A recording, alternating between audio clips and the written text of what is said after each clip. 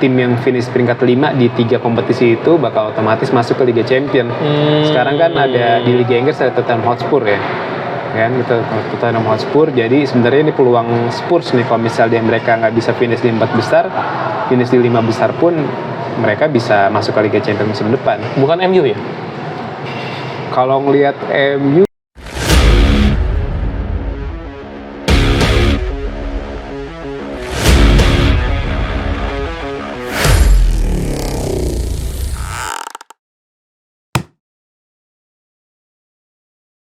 Di mana Liga Champions itu musim depan ada format baru, 32 tim jadi 36 tim, dan ada kabar katanya Inggris bisa dapat 5 tiket ya. Yeah. Itu gimana itu mekanismenya? Jadi kan mulai tahun depan kan ada Swiss League lah namanya ya. Jadi jumlah peserta Liga Champions ditambah dari 32 menjadi 36 tim, dan kabarnya 3 kompetisi terbaik di Eropa musim ini bakal dapat 1 slot tambahan ya. Ada Secara koefisien? Secara koefisien ya. Ada. Kalau sementara sejauh ini sih ada Spanyol, Italia, dan Inggris. Jadi kalau melihat komposisi itu ya tim yang finish peringkat 5 di 3 kompetisi itu bakal otomatis masuk ke Liga Champions. Sekarang kan ada di Liga Inggris ada Tottenham Hotspur ya.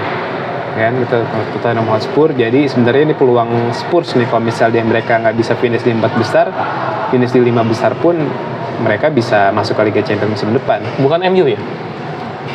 Kalau ngelihat MU sih agak... Ya udah, tahan dulu. Ya, tahan dulu ya. MU nanti. Gue mau bahas secara dalam sih soalnya. Tapi gue lebih ke ini deh. Kalau misalnya memang kita bukan kita, Liga Inggris dapat jatah 5 tim gitu. Siapa sih tim yang paling berpeluang untuk melengkapi selain 3 tim yang tadi ya? Karena kan Arsenal, Liverpool City kayak istilahnya udah disegel lah ketika Liga Champions. Berarti 2 tempat lagi sih. Misalnya. Harusnya kok secara perhitungan sih Aston Villa dan Spurs ya. Aston Villa dan Spurs ya? Aston Villa dan Spurs. Karena kan Aston Villa musim ini ya di bawah Unai Emery mengejutkan kan. Sebenarnya Leicester aja bisa juara Liga Inggris. Masa Aston Villa nggak bisa buat sekedar 4 besar gitu ya. Kan dulu juga musim lalu juga Newcastle kan bisa finish peringkat 4 kan. Di atas Liverpool ya. Di atas Liverpool, Chelsea, Spurs. Padahal secara materi pemain kan Newcastle nggak semewah Liverpool kan. Kan bintang Newcastle siapa sih musim lalu kan cuma Trippier, ada Raditya Dika, salah Miguel Almiron, terus Isak paling Isak ya kan, maksudnya secara nama ya nggak sebesar personil Liverpool lah, cuma mereka bisa finish 4 besar. Tapi Aston Villa musim ini juga cukup oke kan dengan Oli Watkins-nya kan, terus juga ada di tengah yang cukup mencolok tuh Douglas Luiz kan. Terus di penjaga gawang juga kiper juara Piala Dunia kan Emiliano Martinez, terus ada Ezri Konsa. Jadi cara komposisi pemain sebenarnya kalau ditelisik Aston Villa ternyata emang punya pemain hebat. Lumayan. Bahkan mereka punya komposisi squad yang hampir sama antara pemain utama dan pemain cadangan kan. Ketika Leon Bailey cedera, mereka ada Musa Diaby yang jadi backup sebagai winger. Dua-duanya larinya kenceng. Dua-duanya kenceng kan. Terus juga pokoknya punya komposisi squad yang bagus lah Aston Villa buat tampil Liga Champions musim depan gitu. Sama Spurs ya berarti ya? Tapi bukannya Spurs mainnya naif banget ya? Biasanya tim yang naif tuh agak sulit loh biasanya. Nah emang kan ini kebetulan pelatih Spurs ini kan pelatih juara, dia pernah juara di berbagai kompetisi kan. Ya, meskipun bukan kompetisi yang tingkat atas ya. Tingkat atas, tapi dia pernah juara Piala Asia juga sama timnas Australia kan, ngalahin Korsel di tahun 2015 ya. Jadi kan sebenarnya ini pelatih sebenarnya punya mental lah buat ngasih ke pemainnya suntikan motivasi kalau lu tuh bisa buat dapetin hal yang lebih bagus gitu. Karena kan jarang banget pelatih orang Australia kan ya, si Postecoglou itu ya, maksudnya jarang banget pelatih orang Australia dipercaya jadi pelatih di klub sebesar Spurs gitu. Jadi dia coba manfaatin momentum itu buat naikin nama baik negara dan nama baik diri sendiri gitu. Iya jarang ya, dia Ernst Postecoglou, ini buat mastiin aja. Ernst Postecoglou. Ini orang Australia nih. Tapi dia lahir di Yunani ya dia. Dia lahir di Yunani. Karena keturunan kan Australia kan emang secara penduduk kan dia campuran ya. Karena di negara yang bisa dibilang sebuah benua cuma penduduknya dikit banget kan. Makanya buat pendatang tuh buat dapetin paspor kayak apa sih permanent resident tuh cukup gampang di sana. Tapi yang menarik dari Ernst Postecoglou adalah dia ini ya gokil juga. Waktu Tottenham awal musim lawan Chelsea udah tahu 9 pemain tapi highline defensive line-nya tinggi banget. Itu gila sih itu. Iya, makanya kan hasilnya bisa dilihat sekarang kan, walaupun Kan biar bagaimanapun juga Spurs pernah peringkat 1 juga kan musim ini. Awal musim. Nah ini menarik nih. Ini buat Okezoners fans MU, fans Chelsea tunggu sabar dulu. Gua coba minta klarifikasi nih. Jadi Spurs dan Aston Villa yang kemungkinan menemani untuk masuk Liga Champions. Berarti kemana MU dan Chelsea? Emang nggak ada peluang kah kedua tim itu? Kalau Chelsea kan peluangnya sekarang peringkat 10 ya. Peringkat 10 kan dengan poin yang baru 44-47 gitu. Jadi secara matematis tuh susah banget kan, apalagi siapa sih pemain top sekarang di Chelsea gitu selain Thiago Silva? Ya. Ada Mykhailo Mudryk. Mykhailo Mudryk kan. Jadi kan ya emang Chelsea ini secara komposisi pemain emang Chelsea tuh punya nama besar gitu. Dilatih oleh Pochettino yang mana pernah juara Liga Prancis, nggak pernah juara di Inggris ya. Pernah juara di Inggris kan, pernah bawa Spurs masuk final Liga Champions. Cuma komposisi pemainnya tuh nggak sebagus tim-tim yang sekarang ada di 6 besar gitu kan. Ada pemainnya mahal-mahal ya? Mahal-mahal. Mudryk, Enzo, Moises Caicedo kan dibeli 100 juta pounds, terus juga Enzo Fernandez. Nkunku juga dibeli mahal. Sebenarnya Nkunku itu pemain hebat, cuma ya sering cedera aja, makanya kan jarang main kan. Emang faktor Chelsea ini ya di faktor pemain. Walaupun ada satu pemain pembelian bagus ya, Cole Palmer ya. Oh, Cole Palmer kan bagus ya? Bagus sih, karena secara statistik juga golnya banyak kan. Tapi di luar Palmer tuh pembeliannya nggak ada yang positif di bursa transfer musim ini gitu. Jadi secara materi yang membuat secara materi pemain emang agak sulit Chelsea buat masuk. Ya sekedar 5 besar pun susah kalau lihat dari sekarang, karena dari segi poinnya udah perbedaan sama Aston Villa yang di peringkat 4-nya beda 13 poin kan. Jauh ya. Nah untuk MU, ini sebenarnya kan sekarang MU dan Spurs itu beda 6 poin ya. Tapi kan PR-nya Spurs ada tabungan satu pertandingan. One game in hand ya. Nah, satu pertandingan kalau Spurs menang itu ya otomatis jarak poinnya udah beda 9 poin kan.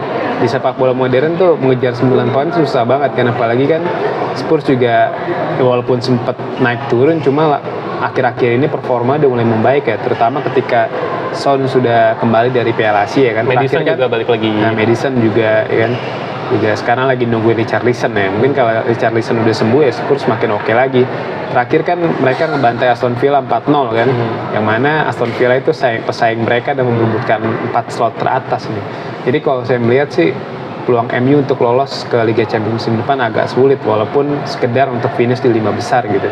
Karena kan sekarang tuh ditambah lagi di 10 laga sisa lawan MU masih tim berat-berat kan, masih ada Liverpool, masih ada Arsenal kan, masih ada, pokoknya tim-tim berat masih menghadang MU lah. Nah itu sih yang jadi penghalang MU buat bisa finish di 5 besar. Sama yang banyak disebut oleh banyak pengamat di luar negeri adalah inkonsistennya. Ya. Itu kenapa sih bisa inkonsisten tuh MU? Sebenarnya banyak faktor ya.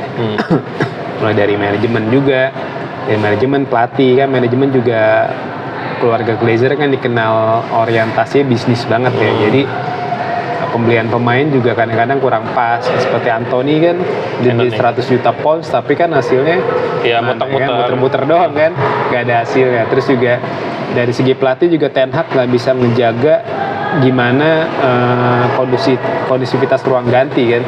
Dia sempat ribut sama Sancho, terus juga Anthony sempat kasus kekerasan sama pacarnya. Meskipun jadi, itu sebenarnya perlu dibuktikan lebih lanjut ya itu, meskipun betul. Ya kan, jadi secara tim pun Erik ten Hag nggak bisa menjaga ruang gantinya kan. Ditambah lagi manajemennya juga belum settle banget. Jadi makanya itu kenapa MU masih inkonsistensi semenjak ditinggalin Sir Alex Ferguson kan tahun 2013 kan. MU nggak pernah juara Liga Inggris lagi ya. Belum. Capaian terbaiknya cuma peringkat 2 kan di zaman Mourinho, terus sama zaman Solskjaer di musim 2018-2019 keluar itu ya MU selalu finish di bawahnya kan. Walaupun banyak kan yang ketika Ten Hag datang banyak memprediksi wah MU bakal tsunami trofi, apalagi di tahun pertama kan bisa juara Piala Liga kan. Jadi itu terkesan MU bakal bangkit di bawah Ten Hag, cuma kenyataannya nggak seperti itu kan.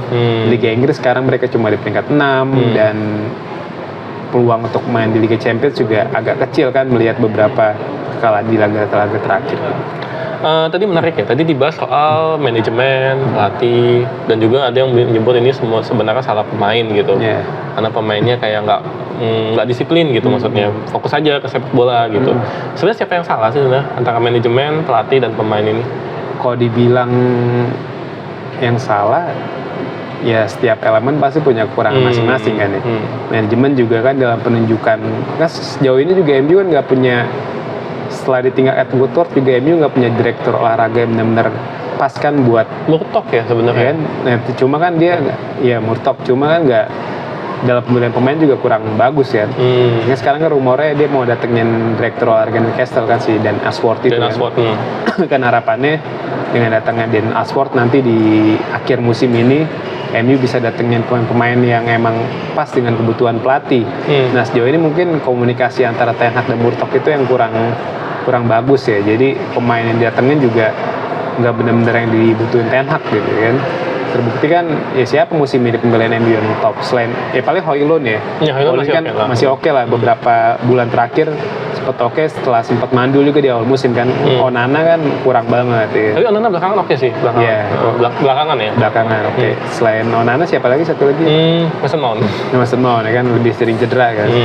Jadi ya itu sih, jadi emang faktor pemain, manajemen dan klub emang harus saling sinergi ya supaya semua punya andil dalam ya MU sekarang lagi struggle lah ya istilahnya. Mau ngomong jelek juga nggak sopan juga gitu ya, lagi struggle gitu. Lagi struggle ya, masih punya, sebenarnya masih ada kesempatan buat bangkit lah mungkin di musim depan dengan datangnya Ineos baru, Ineos ya, harapannya MU bisa lebih baik ketimbang musim ini. Nah ini menarik nih, harapannya bisa lebih baik daripada musim ini. Apa yang harus dilakukan MU supaya bisa lebih baik di musim depan?